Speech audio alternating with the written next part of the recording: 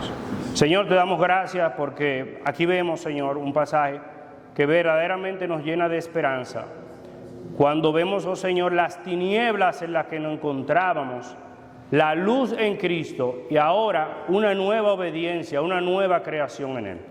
Te pedimos, Señor, que estas cosas las podamos comprender en este día, apreciarlas, llevarlas a nuestro corazón y que verdaderamente de aquí emane, oh Señor, fluya nueva vida en tu santísimo nombre.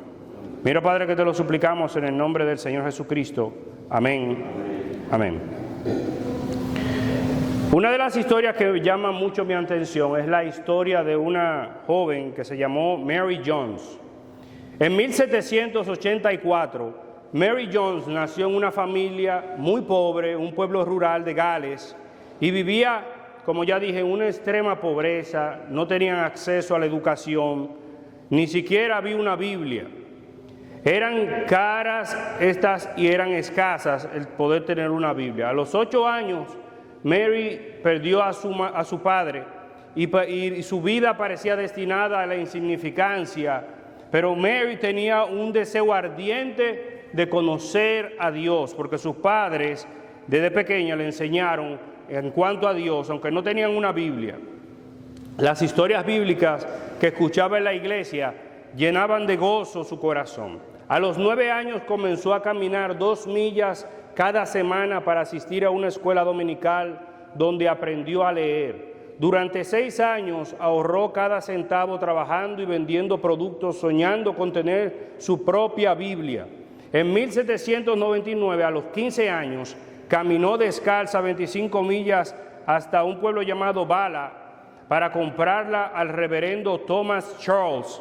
Al llegar, exhausta, descubrió que no había Biblias, ya se habían acabado.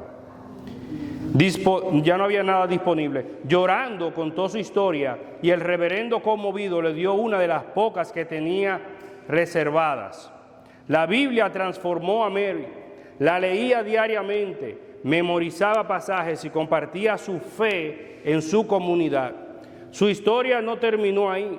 El reverendo Charles compartió su testimonio en Londres, inspirando la fundación de la Sociedad Bíblica Británica y extranjera en el 1804. Este movimiento llevó Biblias a millones en todo el mundo, desde África hasta Asia. Mary, una niña pobre, se convirtió en una bendición global, mostrando cómo Dios usa a los humildes para su propósito. Nosotros vemos una condición pobre, difícil, de mucha amargura en la vida de esta joven, de esta niña. Y vemos luego una bendición, como la Biblia llega a sus manos, pero no solamente la Biblia, sino también el testimonio de su vida para los cristianos de su época. Lo que impulsó el testimonio de ella, movió el corazón de esta gente para poner en las manos de millones de personas la palabra de Dios. Y es algo que nosotros, con la ayuda de Dios, vamos a ver en este día, cómo nuestra condición también, antes de Cristo, era una condición de tristeza, una condición de muerte. Cómo Dios intervino en Cristo Jesús, dándonos una nueva esperanza por su gracia, y cómo ahora en Él tenemos un propósito, un llamado nuevo a obediencia a nuestro Dios. Nuestra condición sin Cristo es lo que vamos a ver en los primeros 3 versículos. Y estos versículos, como ya leí, dicen: y Él os dio vida a vosotros cuando estabais muertos en vuestros delitos y pecados. La condición humana que describe este pasaje en el capítulo 12 es que estábamos muertos. Ahora, yo no sé si ustedes han visto esos programas que aparecen en la televisión, esa serie de Walking Dead, los muertos vivientes y todas esas cosas. Estamos vivos, pero estamos muertos, dice las Escrituras, ¿verdad? La palabra muerto puede ser utilizada de diferentes maneras dependiendo del contexto. Si alguien está en un deporte y dicen, ese deportista es un muerto, ¿qué es lo que quiere decir? Es malo, no es muy bueno, ¿verdad? Si una persona, un paramédico lo encuentra y dice que lo declara muerto, es porque se ha declarado una muerte clínica, porque hay una ausencia de circulación y respiración. Pero también, en términos médicos hablando, hay una muerte cerebral, que es una pérdida irreversible de todas las funciones del cerebro. Pero aquí las Escrituras nos dicen que el hombre está muerto ¿en qué? En sus delitos y pecados. Entonces la pregunta es, ¿qué son delitos y qué son pecados? La palabra delito quiere decir transgresión. Es como cuando tú vas en un camino y caes junto o fuera del camino, pero no muy lejos. Un desliz, una desviación de la verdad y la rectitud. Un pecado, una falta. Es un pecado como el mentir. Es un pecado como el robar. Quizás tú no es tu manera de vida, pero te deslizas, te sales del camino. En cambio, la palabra pecado encierra un comportamiento, no es solamente un acto, sino es una forma de vida. Delito y pecado, cuando no alcanza la altura que Dios demanda. ¿Cómo puedes estar muerto y a la vez extraviado? La palabra de nuestro Dios nos dice en la epístola de Pablo a los Romanos que de manera que la ley a la verdad es santa, la ley de Dios, la palabra de Dios, el consejo de Dios es santo, el mandamiento es justo, es bueno, porque sabemos que la ley es espiritual, porque viene de Dios. Pero ¿qué pasa con el ser humano? Yo soy carnal, vendido en sujeción al pecado, soy esclavo del pecado. Así que queriendo yo hacer el bien hallo esta ley que está en el corazón de cada ser humano, no importa si es rico o es pobre, si es hombre o mujer, la ley te gobierna, la ley del pecado, el mal está en ti. Eso enseña la palabra de nuestro Dios.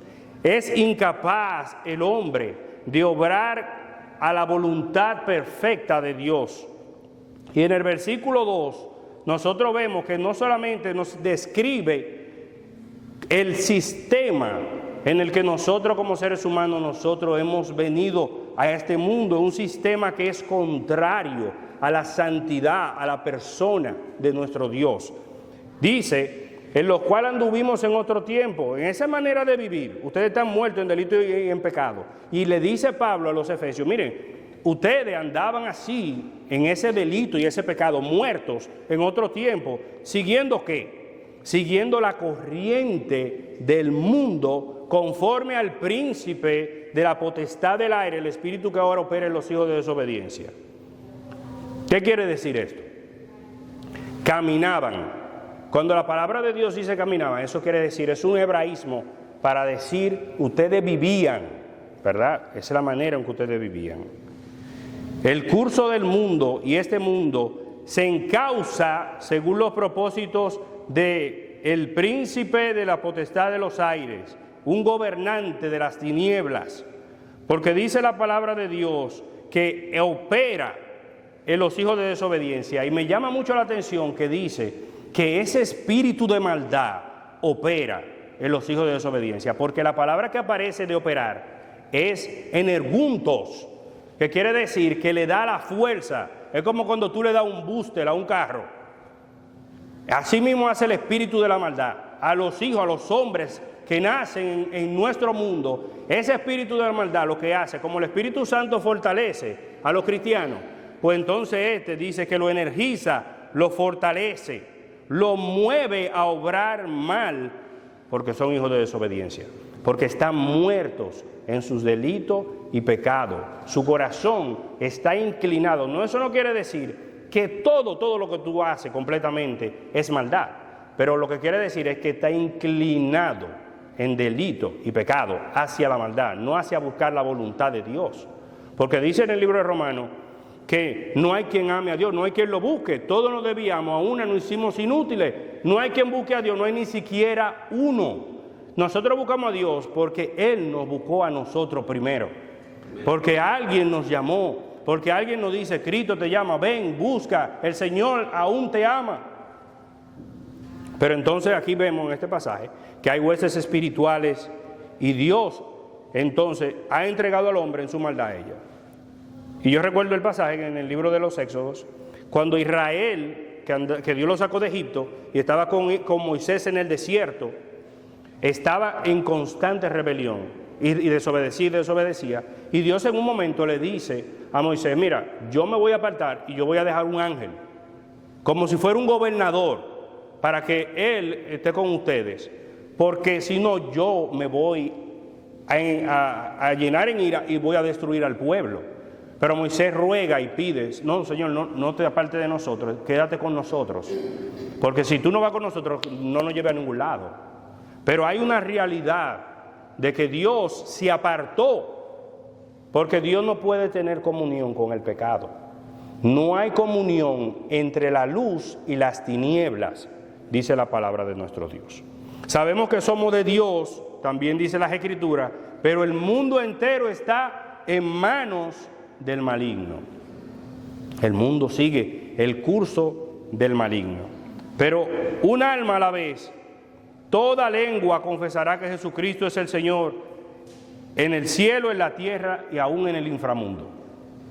¿Qué quiere decir eso? Que con el Evangelio de Cristo nosotros estamos llevando a los hombres el volver a Dios.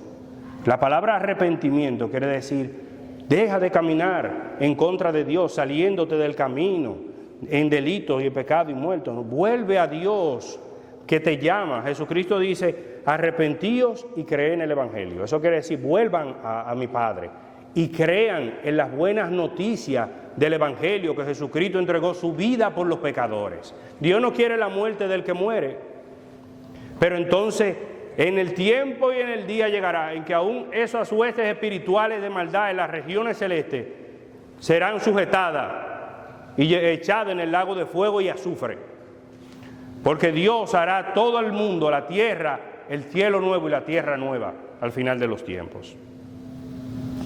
En el versículo 3 nos dice, entre los cuales también nosotros vivimos, como ya dije, en otros tiempos, siguiendo el deseo de nuestra carne, haciendo la voluntad de la carne y los pensamientos, y éramos por naturaleza hijos de ira, lo mismo que los demás.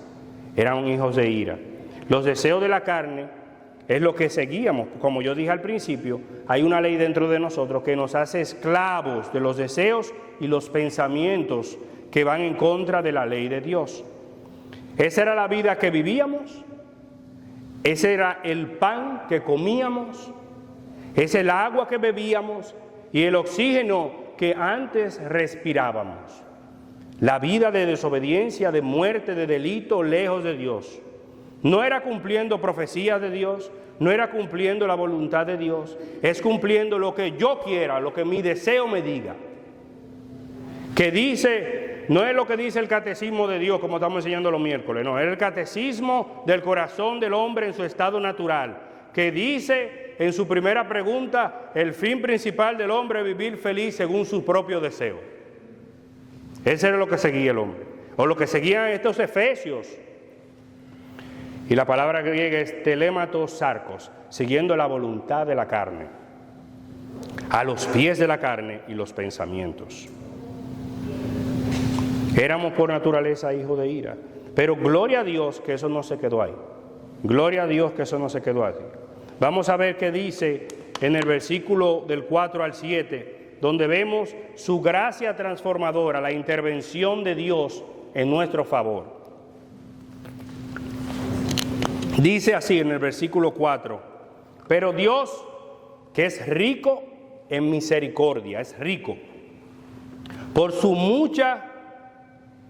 gran amor con que nos amó, aun estando nosotros muertos en pecado, nos dio vida juntamente con Cristo, por cuya gracia sois salvos, y juntamente nos resucitó y asimismo nos hizo sentar en lugares celestiales en Cristo Jesús, para mostrar en los siglos venideros la abundante riqueza de su gracia y su bondad para con nosotros en Cristo.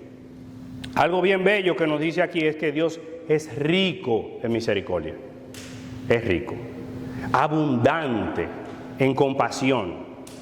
La palabra misericordia a mí siempre me llamó la atención porque yo digo, ven acá, esa palabra como que se escucha media rara y viene de una palabra en latín que es misericordias.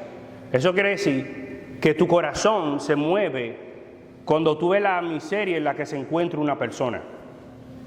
La palabra cordia, de cardia, corazón, compasión. Y Dios en su corazón se ha compadecido de nosotros. Si alguien duda del amor y del corazón de Dios que está a nuestro favor, estos pasajes tienen que abrir nuestros ojos para darnos a entender y permitirnos ver que Dios nos ama, que Dios tiene un corazón que se mueve en nuestro favor. Y porque dice en el libro de los Éxodos, capítulo 34, versículo 8, que Moisés le pidió al Señor, yo quiero saber, yo quiero conocerte. Y Dios le dijo, tú me vas a ver, pero solamente me vas a ver por las espaldas, porque no hay quien me vea y viva, no aún. Y dice ese pasaje que pasó Yahweh Dios por enfrente de él y decía, Yahweh, Yahweh, grande, dice fuerte, misericordioso y piadoso, grande en misericordia, lento para la ira y grande en misericordia y verdad, que hace misericordia, guarda misericordia en millares y que perdona la rebelión, la iniquidad y el pecado. Es verdaderamente un Dios que tiene misericordia y que se compadece de nosotros. O sea, fíjense una cosa, cuando Moisés pide, muéstrate, enséñame quién tú eres. Estos son los atributos. Dios no es solamente un nombre, Dios es una actuación. Dios es un ejemplo, Dios es una manera. Dios muestra a quién es a través de su carácter. Eso es lo que es Dios. Misericordioso, tardo para la ira, grande en misericordia y verdad.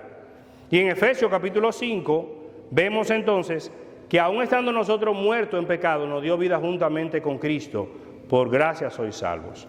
En una condición de rebelión, de enemistad con Dios. No queremos a Dios, pero entonces Él, Cristo, Dios mismo, se hace carne y toma forma humana. Y viene en la condición más frágil, siendo rico se hizo pobre por nosotros. Y muere, padece, y no cualquier muerte, sino la muerte en una cruz. Para que en su muerte nosotros tengamos vida. Para que en su muerte nosotros tengamos vida. Por eso que dice, estando nosotros muertos en pecado, nos dio vida con Cristo, lo que quiere decir que por gracia sois salvos. Perdonando a pesar de nuestra vida sumergida en muerte y en delito, en transgresión y pecado, nos rescató por Cristo Jesús, por la benevolencia, el favorecimiento y generosidad divina, no por nada bueno que nosotros hayamos hecho. No porque yo me veía bien o porque yo no mataba ni una moca. No.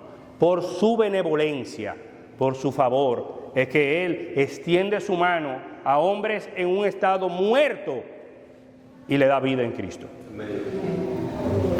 No solo esto, sino que en el versículo 6 nos dice que nos resucitó y nos sentó en los lugares celestiales. ¿Por qué? Porque Él dijo en su palabra, para que donde yo estoy, vosotros estéis conmigo. Dios nos ha hecho esa promesa. No solamente te voy a dar vida, te perdoné y te quedaste por ahí. No. Nos ha dado promesas de preparar mansiones para nosotros y para que donde Él esté, nosotros estemos con Él. Para dar testimonio en los siglos venideros, de ver, de demostrar por argumento y hecho su abundante,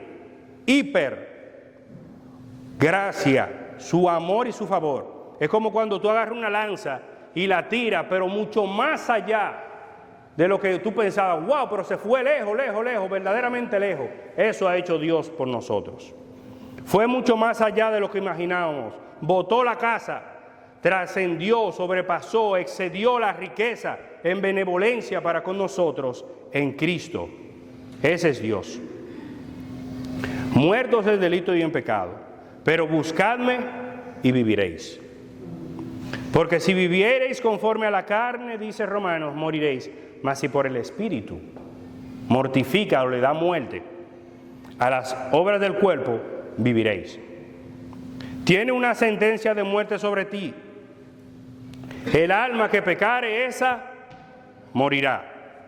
Mas Dios, ¿qué dice? Mas Dios muestra su amor para con nosotros, en que siendo aún pecadores, Cristo murió por nosotros. Porque la paga del pecado es muerte, dice Romanos 6:23. Mas el regalo, la dádiva de Dios, es vida eterna en Cristo Jesús, Señor nuestro.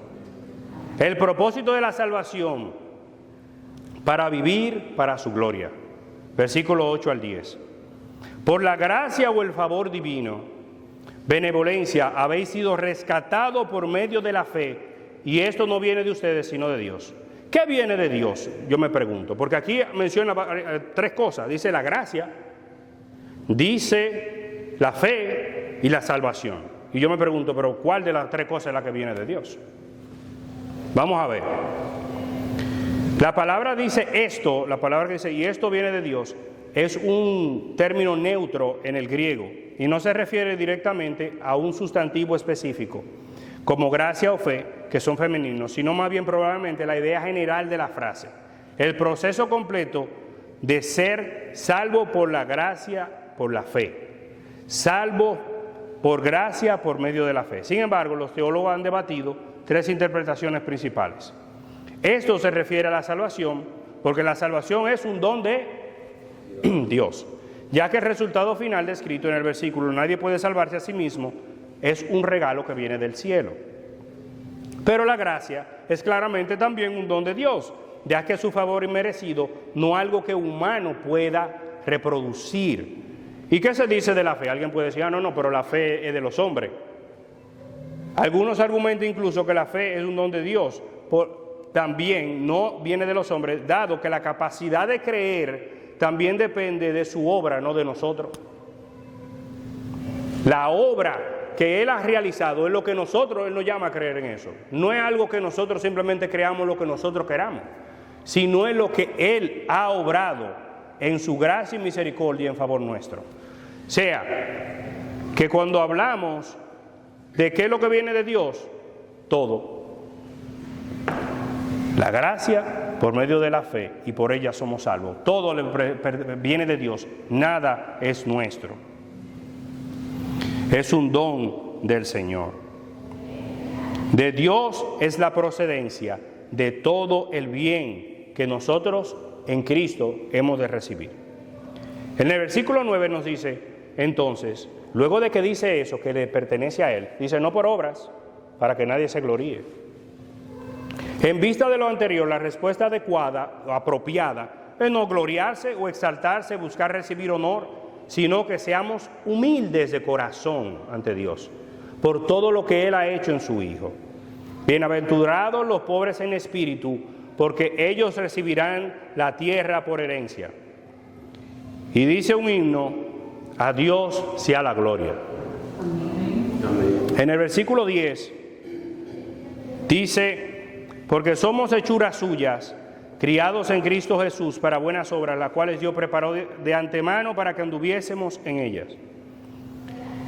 Somos el poema de Dios. La palabra griega que aparece ahí es la palabra poema, de donde viene poema, una inspiración de Dios. Ahora somos transformados, cambiados en Cristo. En Cristo somos nueva criatura. ¿Y para qué Él nos hizo una nueva criatura? Para una labor honorable, que traigamos gloria, honra al nombre de Dios. Cuando Dios creó a los hombres, lo hizo para que fueran imagen y semejanza de Dios. Imagen y semejanza de la imagen de Dios. ¿Quién es la imagen de Dios? Cristo.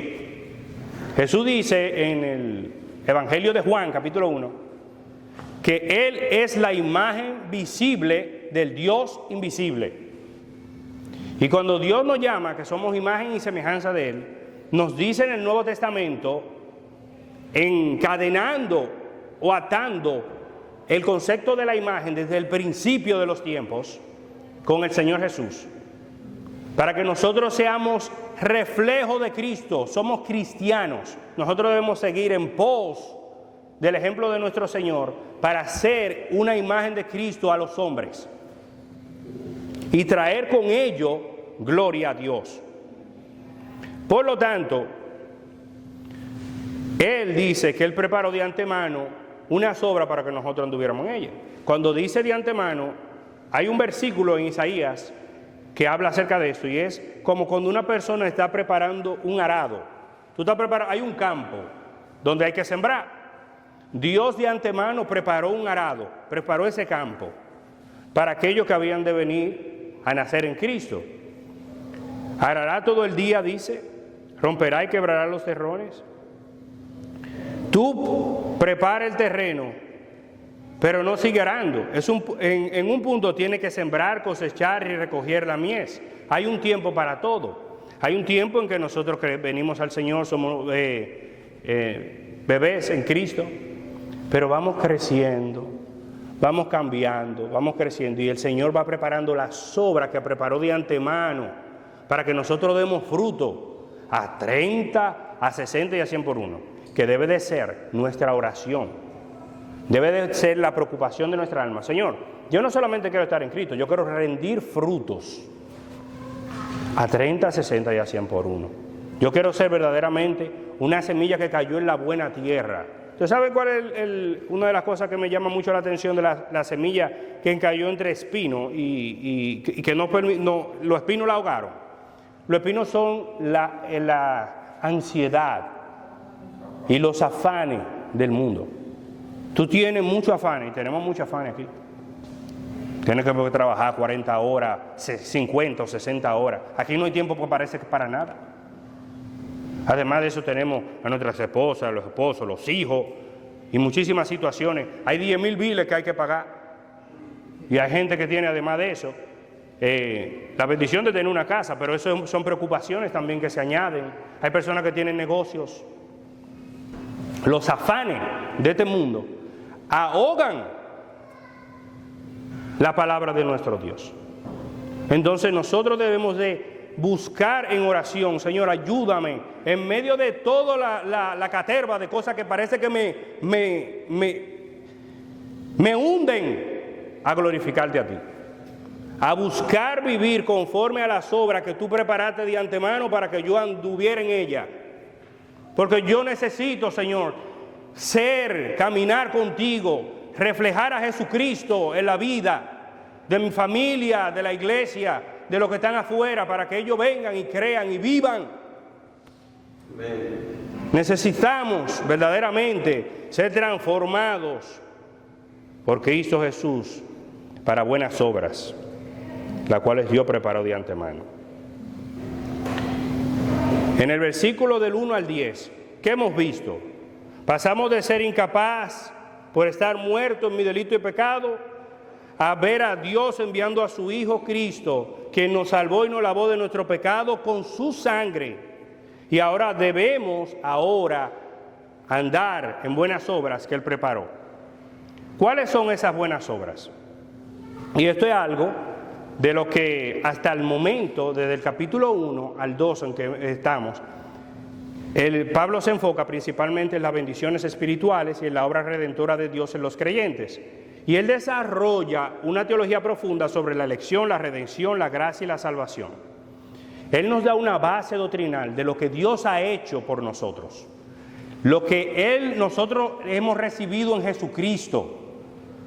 Y luego en los capítulos 4 y 6 se habla de una manera más precisa cuando habla acerca de cómo los esposos deben de tratarse unos a otros, cómo el esposo debe de amar a su esposa como Cristo amó a la iglesia, cómo la esposa debe de sujetarse a su marido como la iglesia se sujeta a Jesucristo, cómo el que robaba no robe más, sino que trabaje y utilice su mano para mantenerse él y su familia, y que no solamente que trabaje con la mano de manera digna, sino que considere lo que de Dios ha recibido para ayudar a aquellos que no tienen, a los que tienen necesidad, que tenga el mismo corazón que Dios tiene con nosotros de misericordia.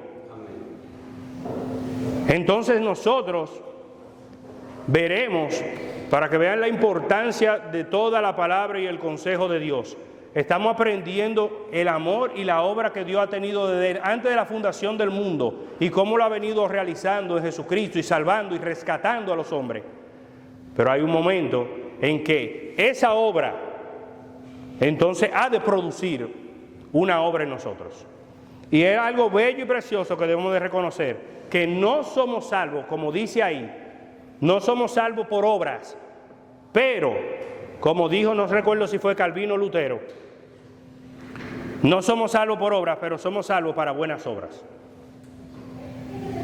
Una vez tú has sido salvado, has de reflejar la imagen de Jesucristo, viviendo, haciendo buenas obras para la gloria de su nombre y el bien nuestro.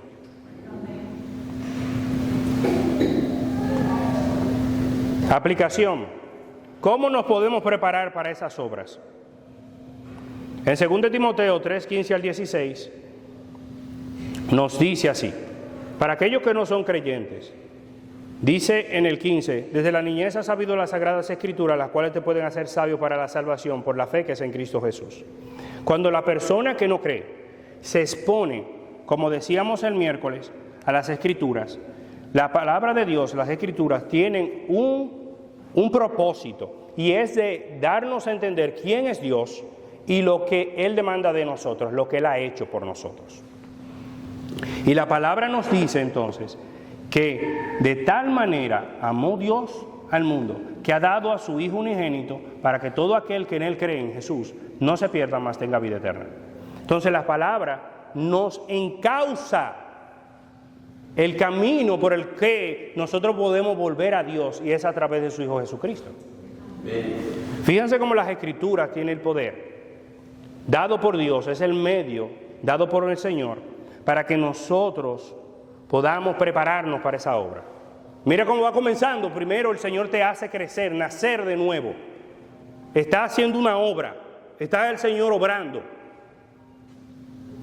Y dice entonces, Jesús le dijo: yo soy el pan de vida, el que viene a mí nunca tendrá hambre, el que en mí cree no tendrá sed jamás. Aquellos hombres y mujeres que están en una situación que necesitan, están muertos en delito y pecado, pero Cristo ha venido para ser el pan de la vida eterna, para que nunca tengan hambre y nunca tengan sed jamás, al creer, al confiar, al descansar en Él. Y una vez el hombre es salvo por gracia a través de fe, confiando en la persona de Cristo, entonces dice, se expone a las Escrituras, inspirada por Dios, theanustos, dice el griego, eso quiere decir soplada por Dios, indicando que las Escrituras tienen autoridad divina, porque proviene directamente de Dios. Tiene autoridad divina.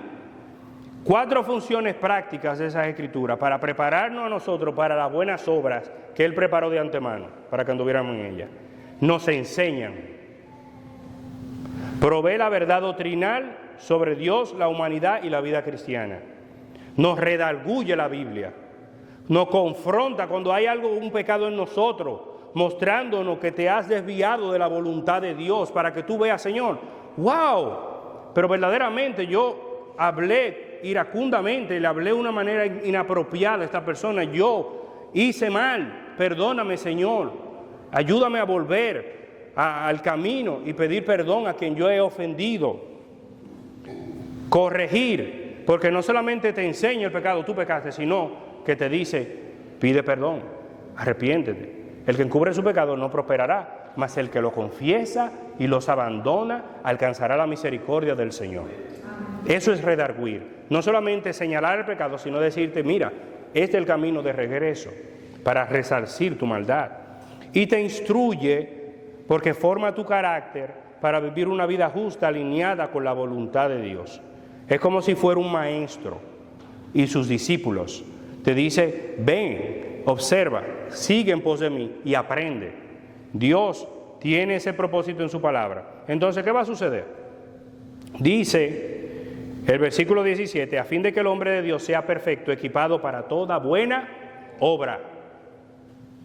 A fin de que sea maduro, de que crezca, para que pueda entonces realizar las obras que el Señor ha preparado de antemano. Entonces vemos aquí, significado, el propósito de las funciones de las Escrituras: enseñar, redarguir, corregir e instruir, y hacer que el creyente sea maduro, completo y equipado. Equipado como cuando una persona va a salir a un viaje, a navegar, entonces lleva todo lo que necesita para ese equipaje. Es una travesía, es una aventura, pueden suceder cosas inesperadas, pero en Dios estamos equipados, preparados. a través del poder de su palabra y el Espíritu Santo obrando esa palabra en nuestros corazones. Las Escrituras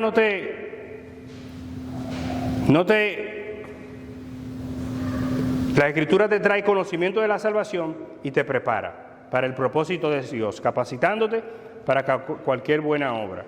Entonces, teniendo eso en mente, vemos nosotros en ese pasaje de muerte a vida, por la gracia de Dios en Cristo, con un propósito eterno, de que nosotros seamos a imagen y semejanza de Él, de nuestro Señor Jesucristo. El Señor no nos ha dejado solo. Y para animarnos, le recomiendo que sigan estudiando el libro de Efesios, no dejen de asistir, porque todavía falta, como ustedes ya pueden ver, mucho que tratar, para que nosotros aprendamos cuál es el camino que Dios ha trazado para nosotros, de manera que podamos glorificarle con nuestras vidas. Amén. Amén. Vamos a orar. Señor, te damos gracias por tu palabra. Te damos gracias, oh Señor, porque verdaderamente que vemos tu amor, misericordia, compasión, favor divino que tú has tenido con nosotros en tu Hijo Jesucristo, que estando, Señor, muertos en delitos y pecados, nos diste vida juntamente con Él. Por gracia hemos sido salvos. Por tu favor bueno, Señor, para que nosotros ahora vivamos en una novedad de vida, para que nosotros ahora podamos vivir buscando tu voluntad y siendo reflejo, oh Señor, de Jesucristo a los hombres. Mira, Padre, que te suplicamos tu bendición, que tú nos ayudes, nos sostenga y nos fortalezca. En Él, en el nombre, en su nombre, te lo pedimos. Amén. Amén. Vamos a cantar un último himno. Agradecemos su atención. Nos gustaría conocerle y servirle. Para ponerse en contacto con nosotros, lo puede hacer a nuestro número telefónico 978-601-2409 o 978-390-2972 o vía correo electrónico a iglesiabres@email.com. Dios le bendiga.